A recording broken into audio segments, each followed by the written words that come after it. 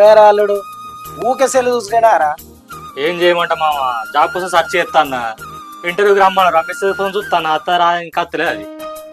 అమ్మా నాకు college fee కట్టరా అని. ఎప్పుడు కట్టాలట? ఇంకా 2 రోజులు ఉన్నాయి. అయ్యో 2 రోజులే టైం ఉందట్నా? మరి ఎట్లా? ఈ బాబునైతే ఒకసారి అడుగు. బాపు నా దగ్గర ఏడున్నాయి పైసలు? నువ్వు బాబు నడు అని నిమ్మలంగా చెప్తాను. మొన్ననే పొలానికి పెట్టుబడి పెడితే ఏ నుంచి తేవాలి, ఎక్కడ నుంచి తేవాలి?